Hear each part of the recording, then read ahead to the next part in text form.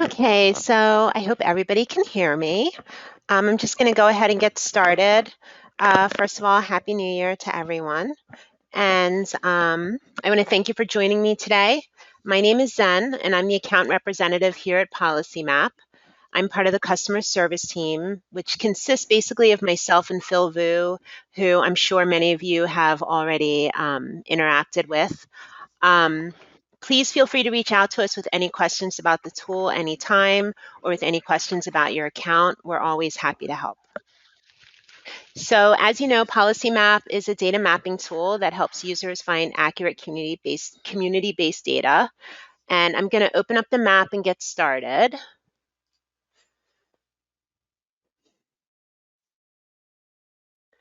And the beauty of PolicyMap is, it's running a little slow.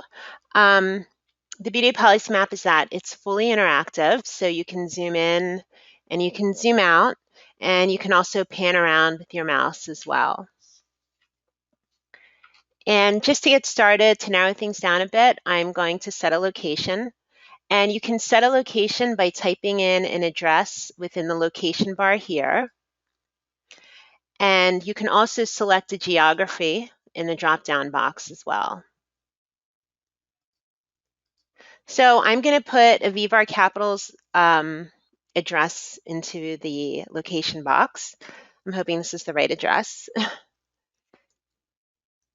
And Zen, while you're doing that too, I don't want to interrupt the demo, but so the capacity in which we've been using PolicyMap is really for research for impact investing. Mm-hmm. So, we represent clients who are making mission-driven investments across the country. So, sometimes we want to look at, hey, what are the FQHCs in a certain region? What are the health outcomes or availability of affordable housing in a certain region? We've used it a lot for like CDFIs. So kind Okay. of, I'd say like a lot of scouting for, using those sort of indicators. Okay.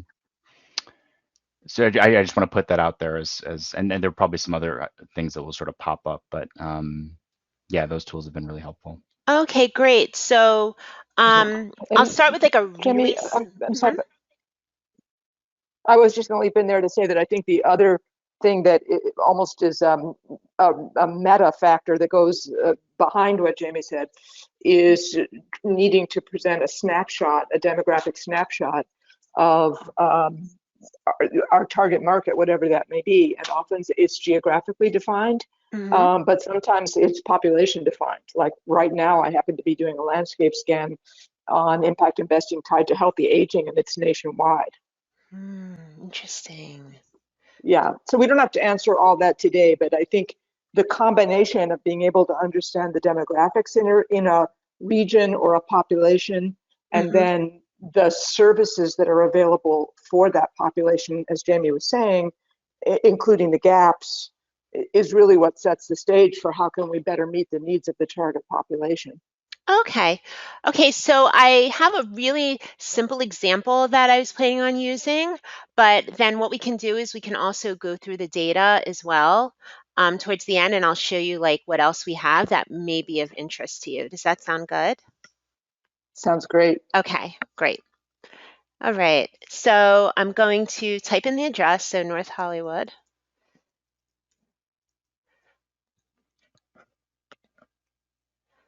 Okay, so as you see, the map has zoomed to the address and dropped this little pin right here.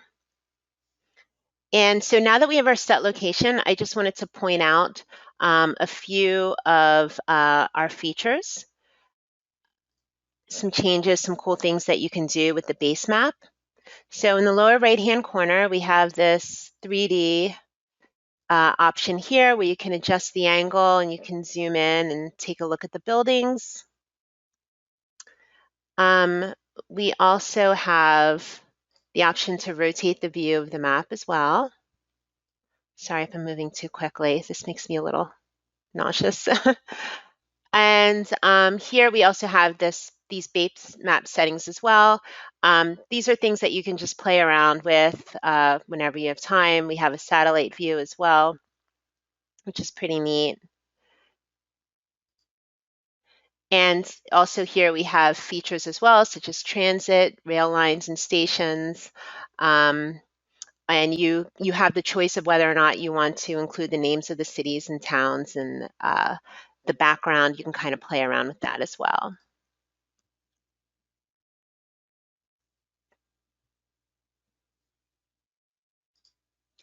And I also want to show the boundaries menu as well, which is in the upper left-hand corner.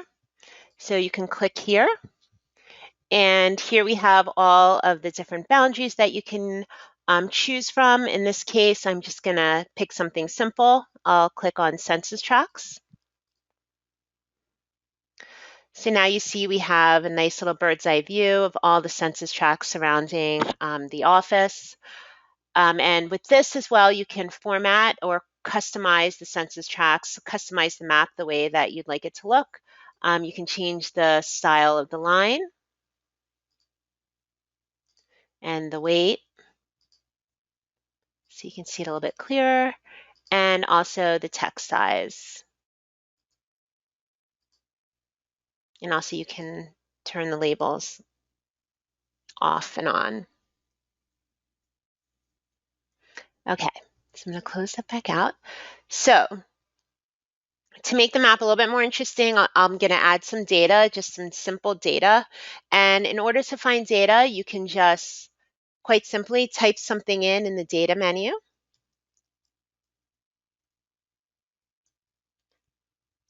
Or you can also search within these data menus above. And all of our data is organized within these categories. So in this case, I'm just going to start with something simple like income. So income, family, and I'm just going to do the median family income. Okay, so now here we have all the information. You can just simply hover over the map to learn a little bit more. And also over here, we have the data legend. The I gives you an explanation of the data. This is pretty simple, so that's easy. The source, which is the census, the year, and in this case, with a lot of our census data, you can go all the way back to the year 2000.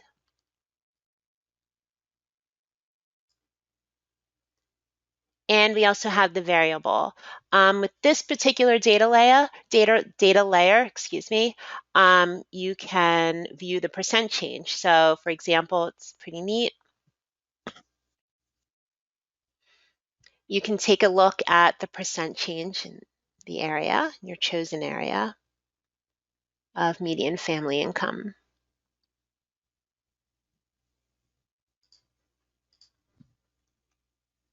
Also a little bit of fun, you can select a color range. Another popular color is orange. And I don't know why, but I see a lot of orange maps. The orange and purple is great. Yeah. And also you can adjust the ranges. So to keep things simple, you can go simply to 2 ranges, or you can go all the way up to 8.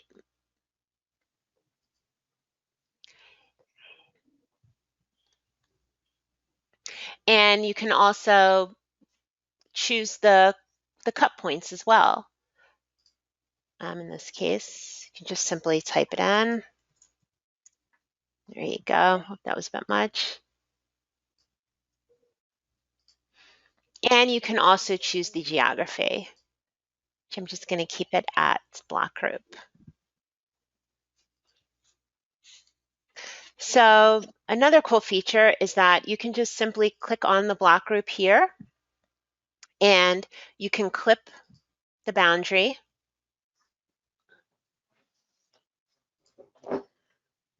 And you can also view the data in this box that shows up on the right-hand side of the screen. And it's very simple. You can just collapse it. And we also have a trend chart as well. And here's the hierarchy. So here's the block group, which is the smallest geography. And it goes all the way up to city, I believe. Oh, all the way up to the nation. So you can compare. And if you click on neighbors, you can just take a look at the same data set, all the surrounding block groups of this area. Excuse me, I'm tripping today. And Can I I'm sorry. with a quick, can I just jump in with a quick question? Sure. Just because how did you identify the higher level geography that we're looking at here? So down at the bottom, you said by block group, right? So I guess the squares are by block group, like the orange square that you're looking at now. Mm-hmm. But the broader region that we're looking at, how can you adjust that? Like if you wanted to look at a city broken Oh, down by block group. well, you can always zoom in and out, but you can also, here in the data legend, I hope this answers your question, you can choose the geography. So I can click on city, Uh-huh. and then here we go, brings it out a little bit more. And then here. Did that help answer your question? Let's see, city. No. Maybe I just didn't ask it right. But like, for instance, I'd be interested to know like our offices in North Hollywood. Like, what is the boundary of North Hollywood? Mm-hmm. And then within that, what's the median income by block groups, let's say? Okay, so one thing we could do is we can go in and change the boundaries here in the boundaries menu. So to say, let's see, are you interested in, let's see if city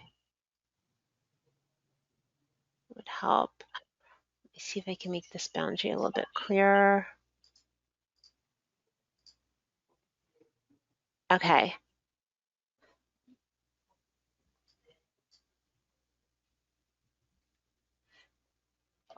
I see. Okay, so now we've seen the boundaries of the city. Mm-hmm. And then what we can do is, which is something I'll go over really quickly, is that you can create a custom region just for this city, and then you'll get like, you can, play around with that. You can pull a report and get all the information that you may need for your research. Got it. Okay. Does that help? Hopefully. To that point, if Mhm. I could leap into that point, Yeah. Many cities have they have their own neighborhoods names that are designated, which are not the same as federal census tracts and the like. Is there any way to be able to access those? Well, I would have to, you mean how to access the city, the city names that just may not show up on Google Maps? Yeah, like in Los Angeles, we have Boyle Heights, we have Hollywood, etc. Mm-hmm. So let's see if anything shows. They should show up when we go in a little bit further.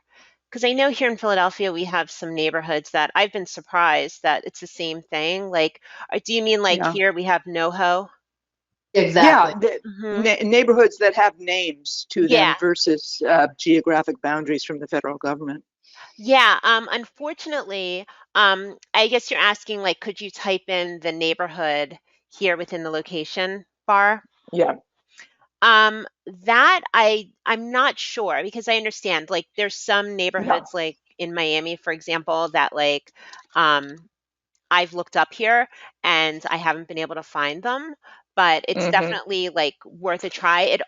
It's based on Google Maps, so they should show up. Whatever shows up on Google Maps should show up here as well. Oh, that's interesting. Yeah. Somebody should invent a translator between zip code and census tract and neighborhood name. Oh, yeah. Invicta. I was gonna say, I think when we've done that in the past, we've had to do that sort of manual fencing using specific zip codes. Yep. Okay. Thanks, everybody. Okay. Yeah, it's great questions. Thank you. Okay, so I'm going to go back to this block group. And also, you can download the data as well. So in this case, we're looking at the estimated median income of a family. And you just click here for download data. And it may take like a couple of minutes. And you'll get a little pop-up that'll let you know that your data has been downloaded. And it's downloaded into a CSV Excel file. And also here is where you can get a report. This is just for this specific block group. So you can just click here and we have these 3 profiles. In this case, I'm going to show you the community profile report.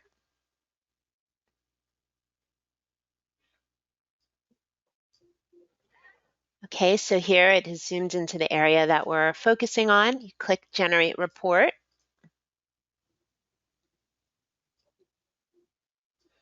And so here you see it's the community profile report for this specific block group. And I'm just going to scroll through this really quickly just so you can get an idea of what the report offers. We have racial characteristics of an area,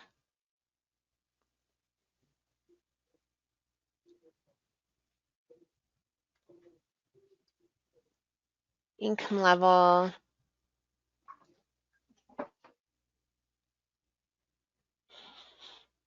we've got family composition.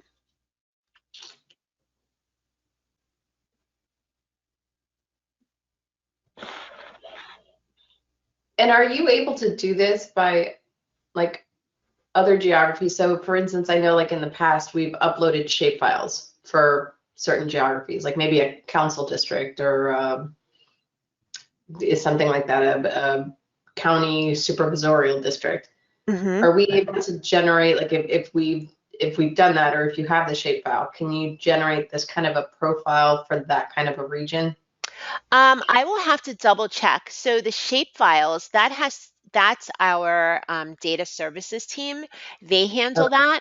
And but definitely if you need that, I'm sure that they can make that happen. But I will double check to see if you can get a report for a shape file. It's a great question. Okay. Write that down.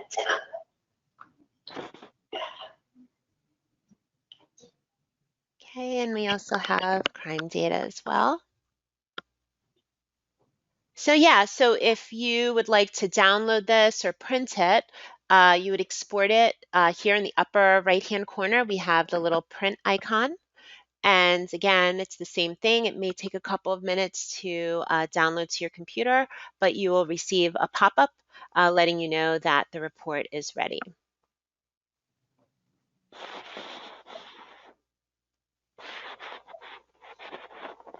Okay, so the next feature I'm going to go over is our custom regions. So I'm just going to clear everything out. Okay, so to create a custom region, you would click on the upper right-hand corner and click Custom Regions. And there are 3 ways that you can create a region. You can draw, which is done by simply clicking on the map.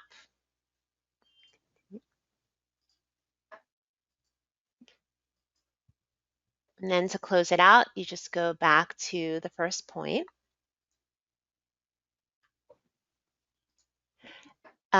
You can create a radius.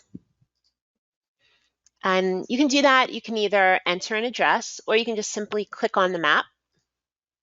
And here we have a 1/2 mile radius and you can specify the radius.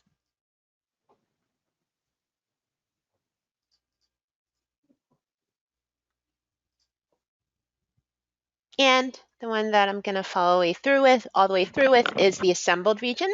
So you can just click on assembled region. And here you can choose the boundary. So here we have block groups. I'm going to choose census tracts. And then all you have to do is just click on the map to create your custom region.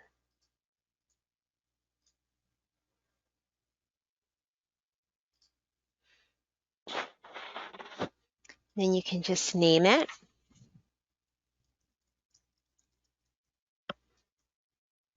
You can choose, again, you can customize your custom region as well. Transparency, color, and I'm going to save it. Okay. So here's the custom region, and once again, it's the same thing. You can just add data.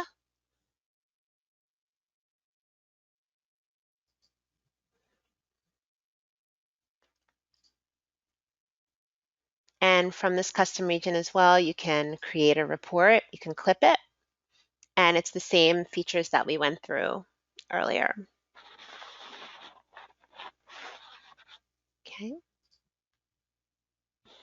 Okay, so the next thing I want to show you is how to layer data so you can really take the time to see how the data intersects.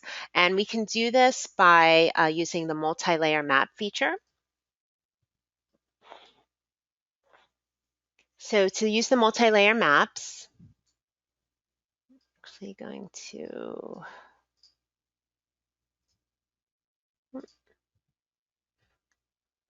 use the multi-layer map feature, you click on the right-hand side of the screen, you just simply go to multi-layer. And we already have the estimated median income of a family, so I'm just going to stick with that. And I'm going to say, let's say we're looking for areas where families have an estimated median income between 60,000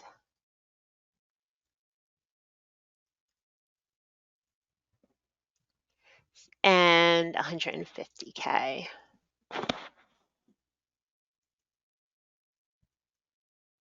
Okay, so now we have all of the areas that meet this criteria. And another data set that may be of interest to everyone is cost burden renters. So in that case, I'm going to go to the housing, and I'm going to go to affordability and cost burdens, and go to renter cost burdens, and pick cost burden renters. So once again, we want to narrow things down a bit. In this case, thinking we'll find an area where at least 50% of renters are cost burdened.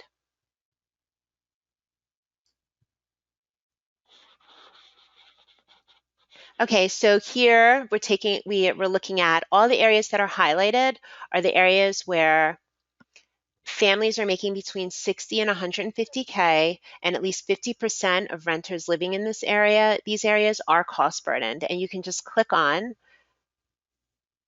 the area to really see the data.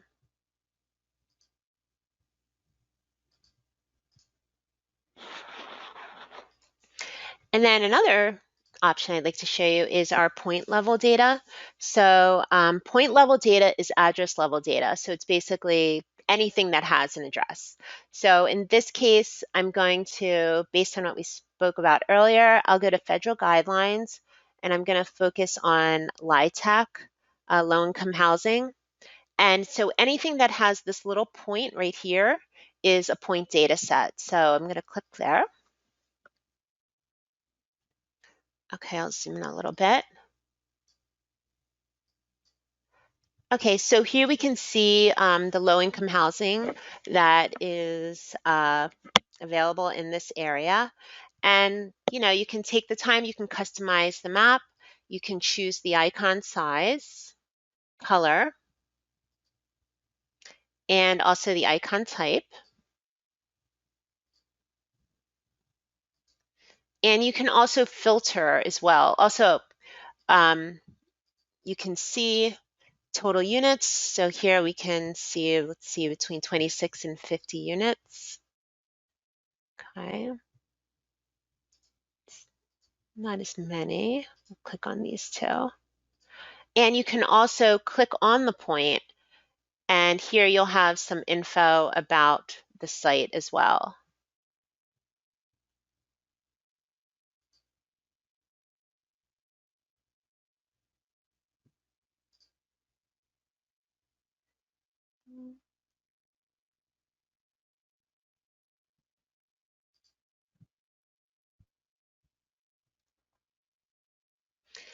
And in the end, if this is a map that you'd like to share or print, you can export it by going to the print icon in the lower right-hand corner of the screen.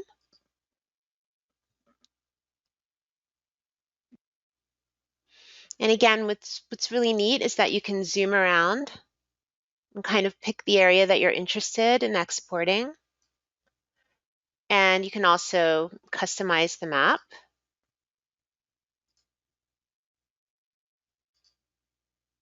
It can be a PDF or a PNG file. And you can add a title here.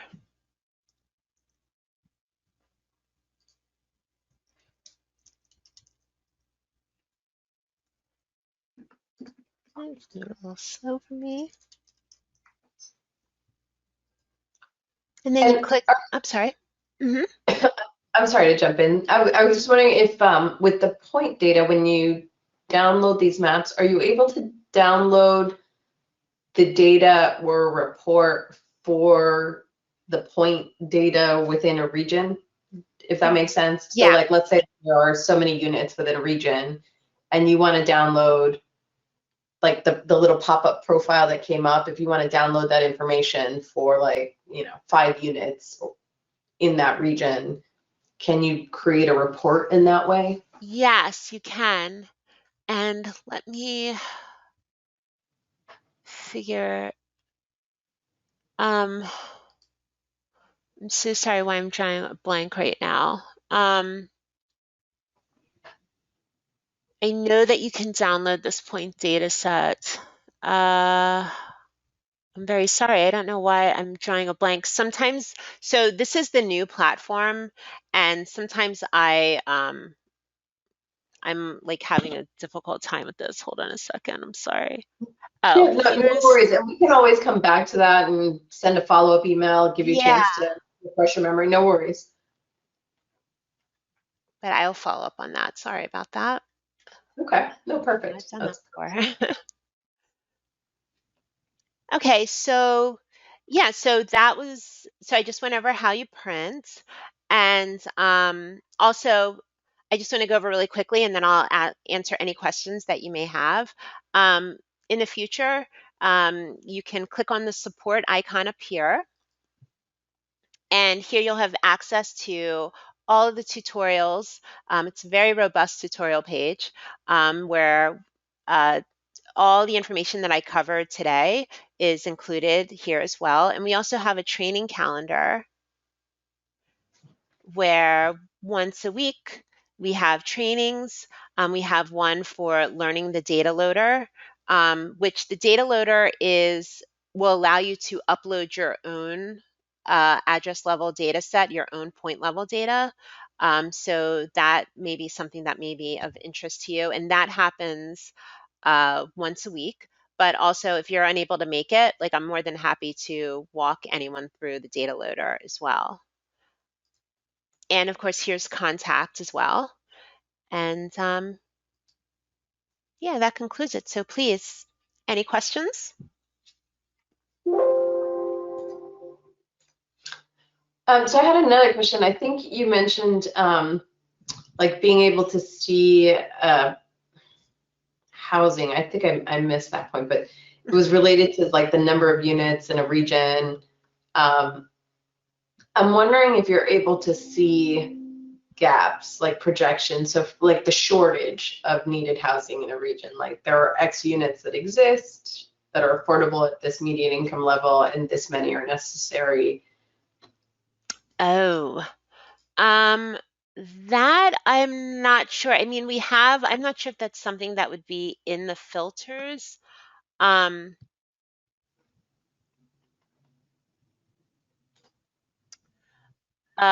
no, as in like, so that data, is that data that comes from somewhere else, or is that what you're asking? Or are you looking to see if you can create to show that gap, if that makes sense? Yeah, no, I'm curious to know if that's like, if you could create a map that says like, well, in this city, this is the intensity of housing shortage at various levels, at various income levels, let's just say. And so you could see that gap. Mm-hmm.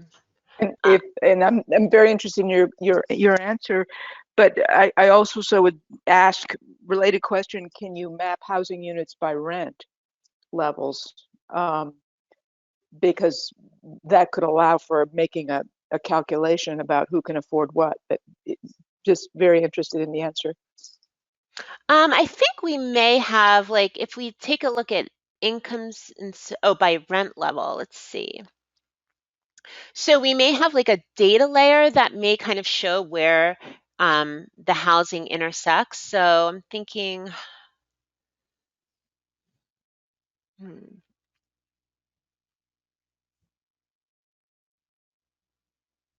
I don't know if this would be helpful. Rental affordability. And then if you layer if you lay down this data layer and then possibly place the point layer data of low income housing, would that be helpful? I'm going to leap in and say I believe it would be if Yeah. what we're seeing in that gray shaded, if that gray shaded column is saying that you're able to map how many units are available in those that are affordable to households in that income tier.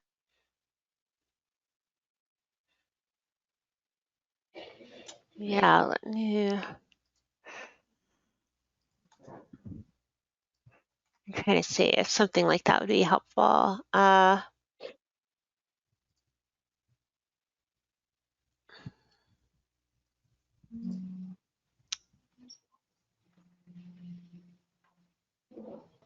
Yeah. See, this is where I encourage where we really have to maybe, it's a great question. Would this be helpful, you think? So here we have the affordability, and here we have the units. I don't know. So this is saying that in this, so I guess I'm trying to understand what we're looking at. So the purple shaded area is median income, right? Yeah, so this is using the multi-layer map. So Yeah. here we have the median family income is here, and then here is the percent of 0 to 1 bedroom rental units that are affordable for a two-person family at 50% of AMI. Got it. Okay. Yeah, so it just kind of shows like where the data intersects, and from there, I guess you can draw your conclusions. But again, like, so we can also, anytime that you have like additional questions, like we can hop on a call with a member from the data team or even with Phil Vu, who has a lot more experience than I do, and we can kind of go over it and find options to see how we can help you get the data that you need. Yeah. Because Okay. we'd be happy to help. Great. Yeah. And is there like a user chat or something of that nature so that that some of these answers are stored or FAQ on these types of questions? That's something that we're actually working on right now. So for example, if you have any feedback, here's our feedback button in the upper right-hand corner next to support. So anytime you provide feedback, it's actually going on into a database that we're working on. So you will be able to just type in your question and the answer will pop up. So that would be very, very helpful, especially from a company like Avivar Capital. It would be really great if you could provide us with some feedback of what you would like to see. Great. Thank you. Well, I'd like to go back to something that Jamie asked about in the beginning, and he may know how to do this, but one of the biggest questions we get is which CDFIs are lending where. And, there was a time when we were able to get some of this information from OFN. I don't know if you do get it and can map it, but it would be so great to be able to see, in this area where we're looking now or around Avivar's office and any number of client locations, which CDFIs are lending there, how many loans do they have, to what kind of businesses. That was information that we were able to get at one time from OFN and can't seem to get anymore. Okay. So let's see. I'm just going to go through these menus, and I would like you guys to just take a look because there's just so much data. So, and I work with so many different companies and organizations. So I'm just going to go through really quickly where I think maybe some of that data may be located. So here we have CDFI fund locations. So that's point data. Mhm. Would any of these be of interest, like CRA eligibility or CDFI? I know this is like a big deal for many But can you companies go and back to consumers. the CDFI, yeah, that's the best match right Yeah. there. Okay. Maybe you could display everything that we could see under that. I Okay. think the one thing that we might not be able to see from that is which CDFI made the loans. But Yeah. why don't we take a look at Okay. Yeah. what's Let's there? take a look. I'm just gonna clear out this data. And then Zen, as you do that, I think another question would be, can we know from what year that data dates? Mm-hmm. Yeah. So let's explore a little bit.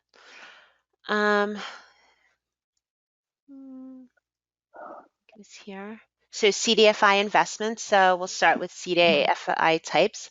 Would you be interested Mhm. in learning more about credit unions or loan funds? Why don't we start with loan funds? I think that Okay. would be a good idea. Yep. Okay.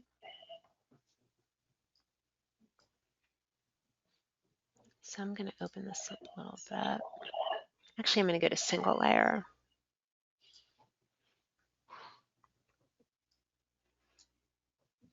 Okay, so looks like we have a lot of insufficient data in this area, but there we go. Would that be helpful? Let's see the variables. Oh, this is neat. So you can see the number Mm. of It'd be investments. interesting if there were point data for the loans made. What did was, I wouldn't be, I mean, if there is a barrier to that, it may be borrower privacy, but, but let's see, I couldn't get a good sense from what we just saw. Yeah, there used to be like that OFN map where you could like look at a region and then it had just like points all over the region and there were different colors for like different types of loans and you could click on it and you could see like which CDFI made the loan, how much it was, for what purpose. Okay. Not necessarily who the borrower was, but there was a way to sort of see not only point data but also aggregate data. So is it something similar? So it was like they were CDFI loans. Like here we have the small business loan locations. So it's something similar to that, right? Because this is a point data set as well, which shows like the different loans. So ideally you would like something like that with CDFIs, right? Where Yes, yeah. it gives you the loan details and Yeah. okay. Okay, let me just explore.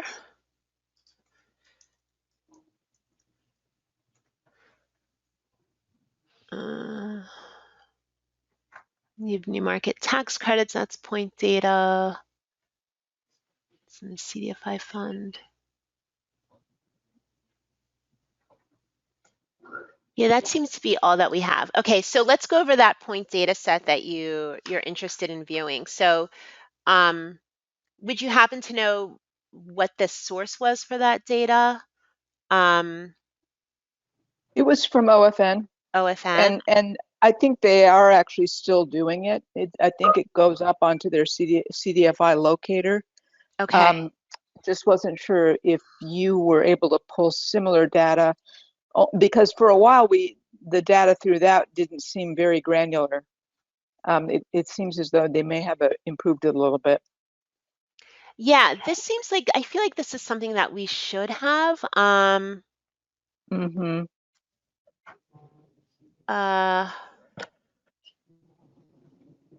Because of, we're part of the reinvestment fund.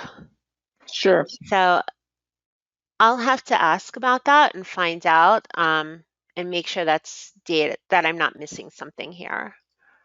Okay, that would be great if you could get back to us on that one. Yeah, okay.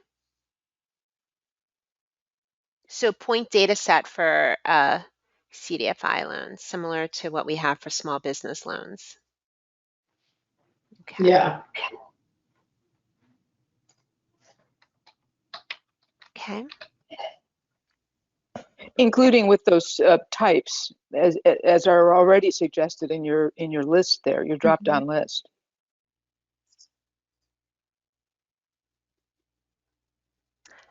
Let's see. Let me go back.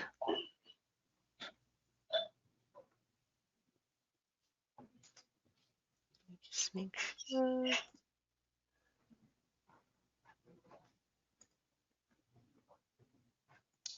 Yeah. What's always been really great about these types of maps, if I can comment, and it looks like the CDFI locator does work this way, Mm-hmm. is it doesn't only track the CDFI that's headquartered in a particular geography, it tracks the CDFI that is active or lending in that geography. And that is super helpful. Okay.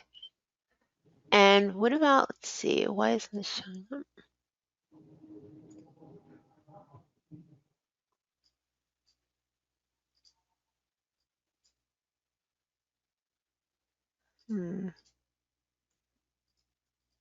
Having a hard time. I do not see the point data set for this one.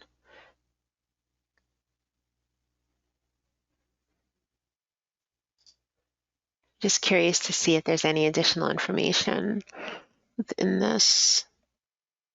Yeah.